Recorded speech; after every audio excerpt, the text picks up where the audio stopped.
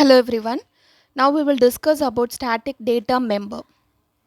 So in the previous video we have discussed about the static variable. So for a normal C++ program, how can we use the static variable?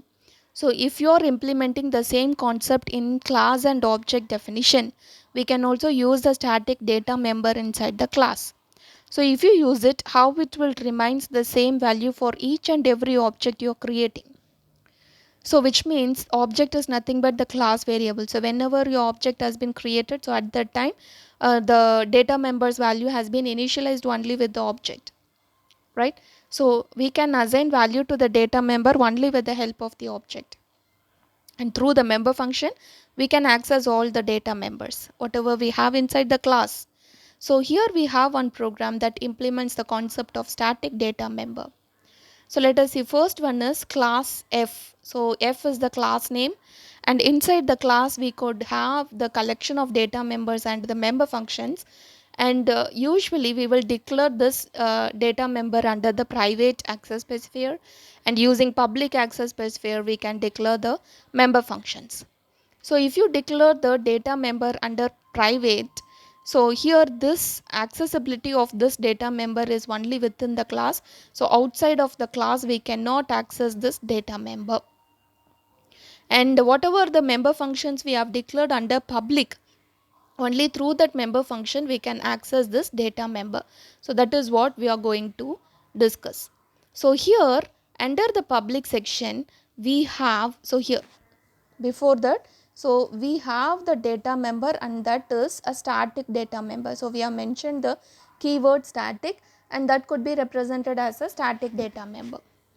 So now coming under the public section we have one constructor. This is actually the constructor, a member function which has the same name. It is a special member function which has the same name of the class name, that is said to be constructor. So constructor will be invoked automatically whenever the object has been created. So we should not include any statement to invoke the constructor as we do with the member function. So this will be invoked automatically whenever the object has been created. So it is used for constructing the object, which is nothing but initialization of data members for any objects whatever we have created. So that is what constructor. So if you mention only the member function, then you need to specify some specific statement to invoke that member function. And member function statements also you have to define it.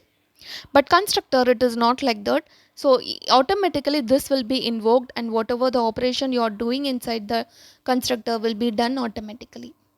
And here we have one member function get count, which is used to return the value of count. So we have one member function and one constructor and one static data member that were declared under private, and these two, constructor and member function, has been declared under public. Now since it is a static data member, so we need to initialize that variable static data member value to 0. So you have to include it. So we are doing outside of the class, so you have to follow this particular syntax: return type or the data type of that variable data member, and to which class it belongs to. So that you have to mention the class name is F, followed by the scope resolution operator, then the name of that static data member, that is count, and that has been initialized to 0. So it must be terminated by semicolon. So coming to the main program, we have three objects has been created, say F1, F2 and F3 for the class F.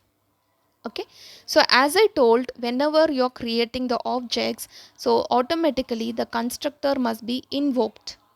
So here we have the constructor.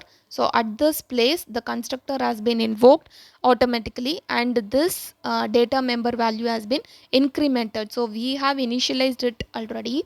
Since it is a static data member, so the value will remain same for all the objects. So it is not separately maintained for each and every object. For all the object it will share the static data member, which means globally it has been assigned. If it is a static, which is nothing but global assignment or global initialization, because for all the objects it will remains the same value. So for the first object that has been created, so at that time constructor will be invoked, and the count value has been incremented to 1. we have initialized already to 0, so now if you increment it, it will become 1. And for the second object, whatever you created f2, so at that time again this constructor will be invoked and the count value will be incremented to 2.